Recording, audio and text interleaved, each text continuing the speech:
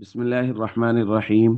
عن أبي هريرة رضي الله تعالى عنه قال قال رسول الله صلى الله تعالى عليه وسلم: أسرعوا بالجنازة فإن تك صالحة فخير تقدمونها إليه وإن تك سوى ذلك فشر تضعونه عن رقابكم. رواہ ابو داود۔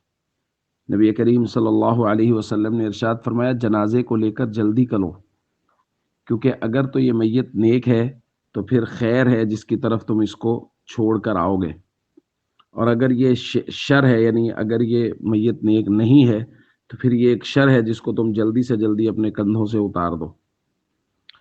دوستو، جنازے میں تاخیر کرنے کی شریعت نے اجازت نہیں دی، جلدی جنازہ پڑھنے کا حکم دیا گیا ہے کہ جو ہی جنازہ تیار ہو جائے اس کے بعد تاخیر نہ کی جائے۔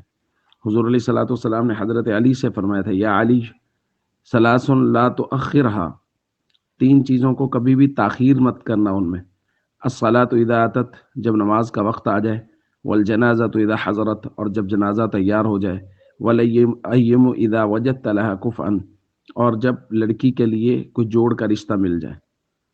ہمارے یہاں نمازوں میں تاخیر، نمازوں میں سستی، وہ بھی عام معمول ہے، اور جنازے میں بھی ہمارے یہاں بہت سستی ہے۔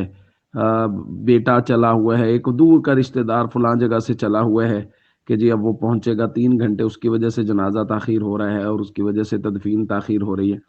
یہ بات شریعت کی نظر میں بالکل مناسب نہیں ہے۔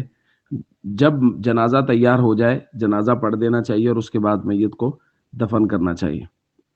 اور تیسری بات یہ کہ نکاح کے لیے جب بچی کا مناسب رشتہ مل جائے، حضور نے فرمایا، پھر اس کے بعد اس میں بھی تاخیر نہیں کرنی چاہیے۔ ہمارے یہاں اس معاملے میں بھی کافی سستی پائی جاتی ہے۔